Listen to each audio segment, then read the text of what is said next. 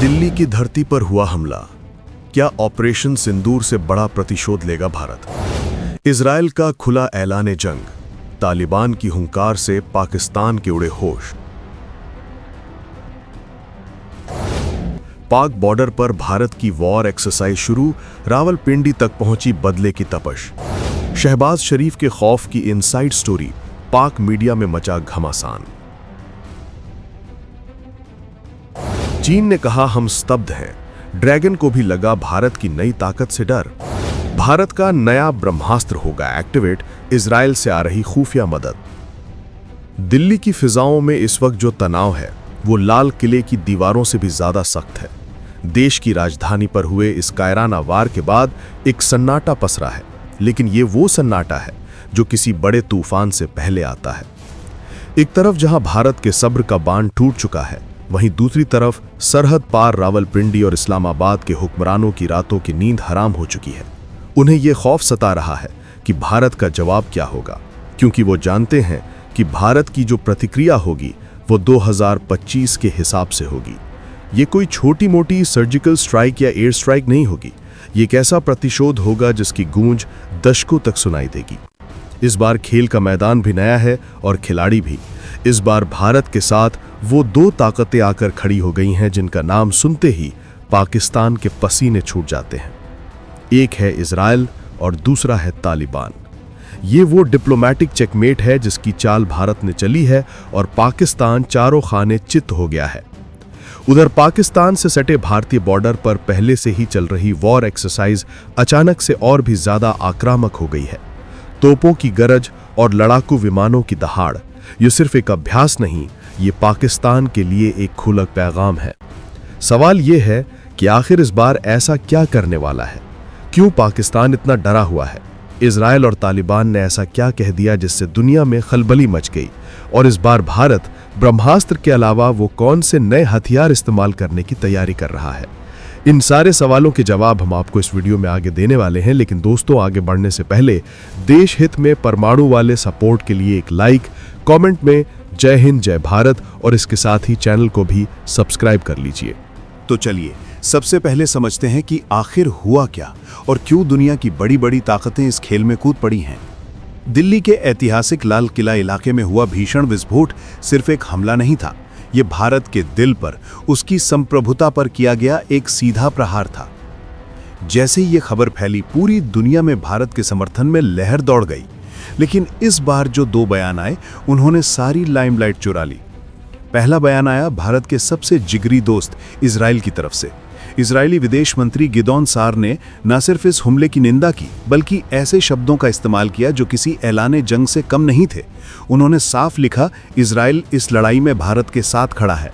यह सिर्फ कोरी बयानबाजी नहीं थी। याद कीजिए ऑपरेशन सिंदूर, जब इजराइल ने भारत का खुलकर साथ दिया था। आज एक बार फिर इजराइल ने यह संदेश दे दिया है कि भारत के दुश्मन इजराइल के भी दुश्मन हैं। इजराइल का यह खुला सपोर्ट पाकिस्तान के लिए किसी बुरे सपने से कम नहीं है, क्योंकि वो जानता है कि इजरायली खुफिया एजेंसी मोसाद और इजरायली हथियारों का मतलब है काम तमाम। लेकिन असली भूचाल तो तब आया जब दूसरा बयान अफगानिस्तान से आया। अफगानिस्तान की तालिबान हुकूमत ने इस विस्फोट की कड़ी निंदा की। ये वही तालिबान है जिसे पाकिस्तान ने पाला पोसा, लेकिन आज वही तालिबान पाकिस्तान के खिलाफ भारत के साथ खड़ा दिख रहा है। तालिबान का यह बयान पाकिस्तान के मुंह पर वो करारा तमाचा है जिसकी आवाज पूरी दुनिया ने सुनी है। यह भारत की उस साइलेंट डिप्लोमेसी की जीत है जिसने पाकिस्तान को उसी के मोहरों से मात दे दी है। आज पाकिस्तान दुनिया में राजनीतिक तौर पर बिल्कुल अकेला खड़ा है। हालत यह है कि चीन, जो पाकिस्तान का ऑल वेदर फ्रेंड बनने का नाटक करता है, उसने भी एक बेहद ठंडा और नपातोला बयान दिया। चीनी विदेश मंत्रालय ने कहा, हम स्तब्ध हैं। यह स्तब्ध होना उनकी हैरानी नहीं, बल्कि उनका डर दिखाता है। चीन को भी समझ आ गया है कि भारत अब चुप बैठने वाला नहीं है, और अगर जंग छिड़ती है तो भारत की बढ़ती ताकत को रोकना नामुमकिन होगा। मालदीव के राष्ट्रपति मोइज्जू, जो कल तक भारत विरोधी बातें कर रहे थे, उन्हें भी मजबूरी में संवेदना जतानी पड़ी। यह है भारत की नई ताकत का जलवा कि दुश्मन हो या दोस्त, आज हर कोई भारत की शक्ति के आगे सिर झुकाने को मजबूर है। आखिर पाकिस्तान में इतनी खलबली क्यों मची है? क्यों शहबाज शरीफ से लेकर रावलपिंडी में बैठे जनरल तक सब के सब खौफ में जी रहे हैं? इसका जवाब दिया है खुद पाकिस्तान की ही एक पत्रकार आरजू काज़मी ने। आरजू काज़मी ने जो कहा है वो पाकिस्तान के डर का इनसाइड डॉक्यूमेंट है। उन्होंने साफ कहा है कि दिल्ली धमाकों के बाद पाकिस्तान सरकार बुरी तरह डरी हुई है। उन्हें डर है कि भारत इस बार उन्हें कटघरे में खड़ा नहीं करेगा बल्कि सीधे सीधे सजा देगा।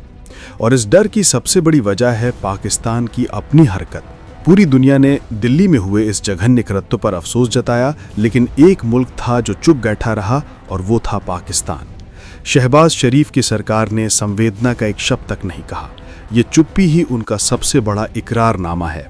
आरजू काज़मी ने सही सवाल उठाया कि जब आप अफसोस तक नहीं जता सकते तो फिर शक की सुई आपकी तरफ क्यों न जाए। ये खौफ इसलिए भी है क्योंकि पाकिस्तान जानता है कि इस बार भारत के हाथ में सबूत हैं।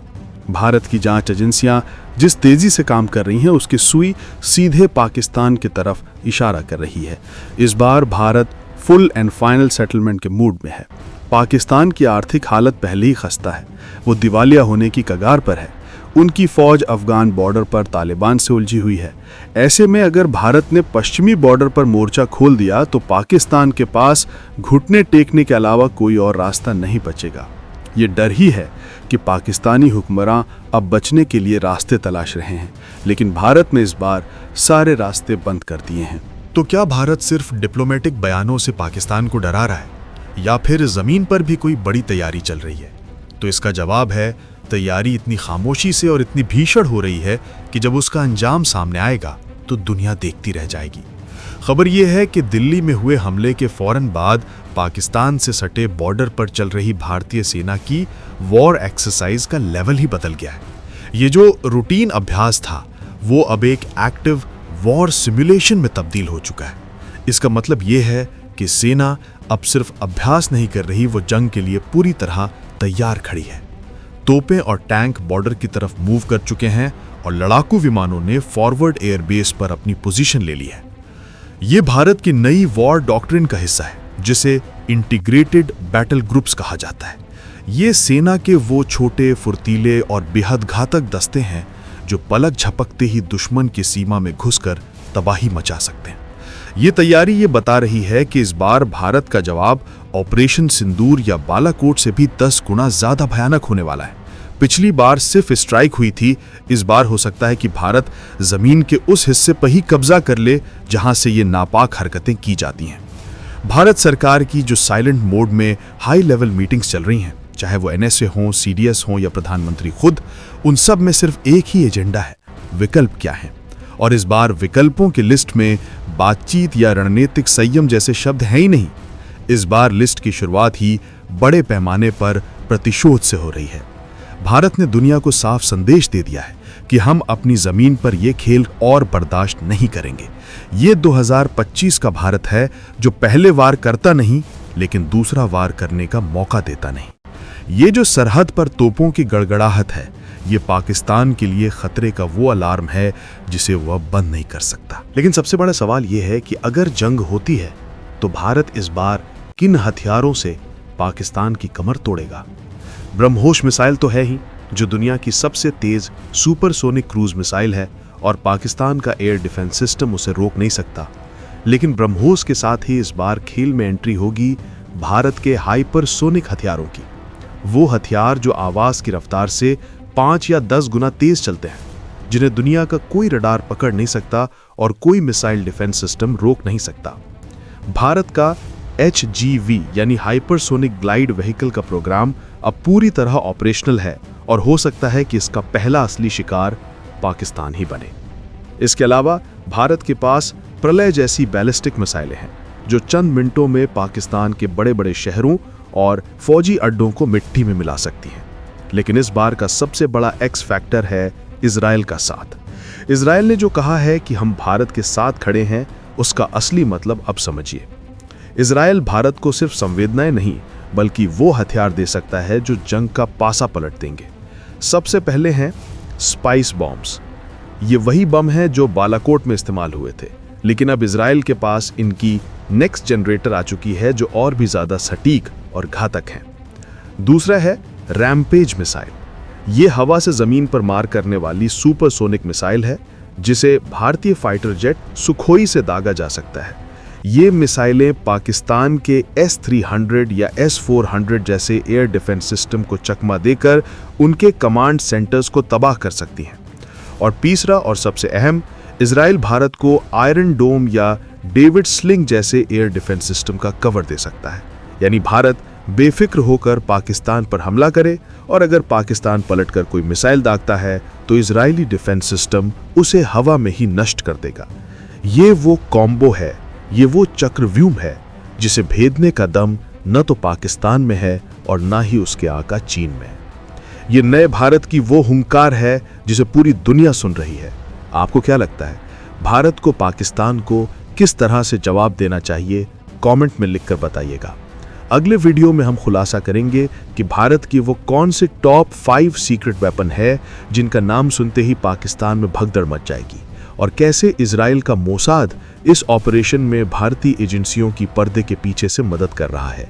उस रोंगटे खड़े कर देने वाली कहानी को जानने के लिए हमारे चैनल को सब्सक्राइब करना बिल्कुल मत भूलिएगा। जय हिंद।